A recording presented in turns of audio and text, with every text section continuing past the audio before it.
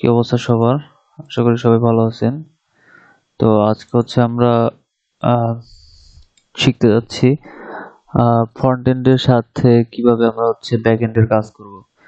তো এই ক্ষেত্রে হচ্ছে আমাদের মেইন যে জিনিসগুলো দরকার হয় ফ্রন্ট এন্ড ইউজ করার জন্য হচ্ছে আপনার কোন ধরনের হচ্ছে ফ্রন্ট এন্ড ডেভেলপমেন্টের জন্য ল্যাঙ্গুয়েজ চুজ করবেন, তাই না? Like angular, react or something like that. পাশাপাশি হচ্ছে আপনাকে এটাও চুজ করতে হবে যে কোন ডাটাবেস নিয়ে আপনি কাজ করবেন। লাইক আমরা হচ্ছে মঙ্গোডিবি ইউজ করে থাকি, তারপরে হচ্ছে মাইএসকিউএল ইউজ করে থাকি। বাট এস2 হচ্ছে একটা ডাটাবেস সিস্টেম, এটা হচ্ছে by default Spring Boot provide করে থাকে। এখন কথা হচ্ছে এস2 নিয়ে কেন ডিসকাস করতেছি, এর কারণ হচ্ছে আপনি যখন হচ্ছে ইন্ডাস্ট্রিয়াল লেভেলে কাজ করবেন, রাইট, তখন হচ্ছে আপনাকে তো বিভিন্ন ধরনের প্রজেক্ট ডেভেলপ করতে দিবে, তাই না? তখন হচ্ছে আপনি আপনার যে প্রজেক্টটা থাকবে সেটাকে হচ্ছে আপনি বিভিন্ন ধরনের টেস্টিং ফেস করতে হয়, তাই না? দেখা যায় আপনার কাস্টমারের রিকোয়ারমেন্ট অনুযায়ী আপনাকে ডেভেলপ করতে হবে। তো ওই অনুযায়ী দেখা যায় অনেক সময় কাস্টমার হচ্ছে কি আমাদেরকে বিভিন্ন ধরনের চেঞ্জ আনতে বলে, তাই না? তো আপনার তো তখন বারবার হচ্ছে ডাটাবেজে গিয়ে চেঞ্জ করা পসিবল না। যখন হচ্ছে আপনি পার্মানেন্টলি হচ্ছে আপনার প্রজেক্টটা কমপ্লিট হয় বা সকল রিকোয়ারমেন্ট ফুলফিল হয়, তখন হচ্ছে আপনি ডাটাবেসটা কি মানে ইমপ্লিমেন্ট করতে পারেন ভালোভাবে, রাইট? তো এই ক্ষেত্রে হচ্ছে স্প্রিং বোট হচ্ছে আমাদেরকে এস2 ডাটাবেস নামে হচ্ছে একটা ডাটাবেস প্রোভাইড করে যখন আমরা হচ্ছে অ্যাপ্লিকেশন বিল্ডিং করি, অর্থাৎ অ্যাপ্লিকেশন বিল্ড আপ করি বা অ্যাপ্লিকেশন তৈরি করার সময়। তাহলে আসি মেনলি আপনার এস2 কি? এস2 হচ্ছে একটা স্প্রিং বুট কর্তৃক প্রদত্তিত হচ্ছে একটা ডাটাবেস সিস্টেম। এটা হচ্ছে ইন মেমোরি ডাটাবেস সিস্টেম। এখন কথা হচ্ছে ইন মেমোরি জিনিসটা আসলে এক্স্যাক্টলি কি? ইন মেমোরি মিনস হচ্ছে ডাটাবেসটা হচ্ছে আপনি যখন সার্ভার চালু থাকবে শুধুমাত্র তখনই হচ্ছে আপনার যে কোয়েরিগুলো লিখবেন সেই কোয়েরিগুলো এখানে পারফর্ম হবে। আবার যখন হচ্ছে আপনি সার্ভারটা অফ করে দিবেন বা রিফ্রেশ করবেন, তখন হচ্ছে আপনার কি এই যে ডাটাবেসটা আবার রিরান হবে, right?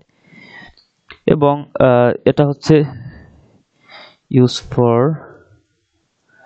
It's use for testing. আচ্ছা, তো এইটা হচ্ছে এস2 হচ্ছে যে ডাটাবেসটা থাকে এটা শুধু টেস্টিং এর জন্য আমরা ব্যবহার করে থাকি, রাইট? তো টেস্টিং এর সময় আমরা এটাকে ব্যবহার করি। আমি কিন্তু একটা কথা আগেই বলছি যে আমাদের বিভিন্ন ধরনের চেঞ্জ হচ্ছে আমাদের প্রজেক্টে আসতে পারে। তো সেই ক্ষেত্রে হচ্ছে আমরা যদি একটা ফিক্সড ডাটাবেস নিয়ে কাজ করি, এটা কনফ্লিক্ট তৈরি হতে পারে। তো এটা হচ্ছে বিভিন্ন ধরনের টেস্টিং এর জন্য আমরা হচ্ছে টেম্পোরারি ডাটাবেস হিসেবে ইউজ করে থাকি, রাইট?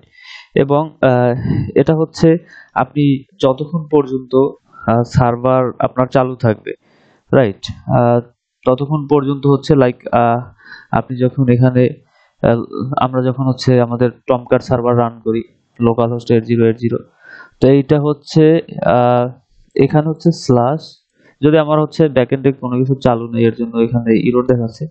এস2 কনসোল নামের হচ্ছে একটা কি বলে মানে স্প্রিং বুট প্রোভাইড করে থাকে এস2 কনসোল, যেখানে হচ্ছে আপনি ডাটাবেজের কোয়েরি, আপনি যে টেবিলটা ক্রিয়েট করবেন ওটা অটোমেটিক ওখানে সেট আপ হবে এবং অটোমেটিক আপনি ওখানে কোয়েরি টাইপিং করতে পারবেন, রাইট? ওই কাজগুলো হচ্ছে আপনি যখন আপনার এই কোডের ভিতরে যখন চালু থাকবে আপনার যে টমক্যাট সার্ভার, তখনই একমাত্র হচ্ছে আপনি এটাকে ইউজ করতে পারবেন।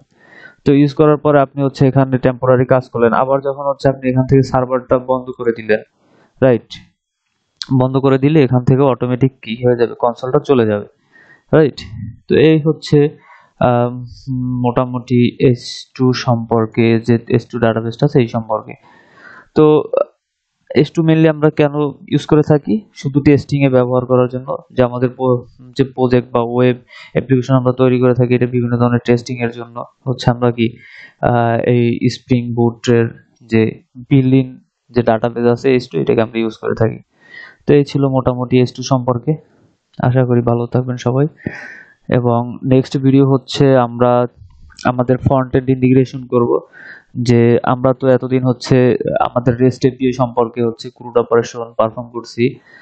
এখন আমাদের হচ্ছে ফ্রন্ট এন্ড নিয়ে কাজ করতে হবে।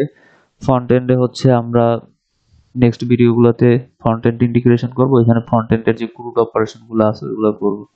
আল্লাহ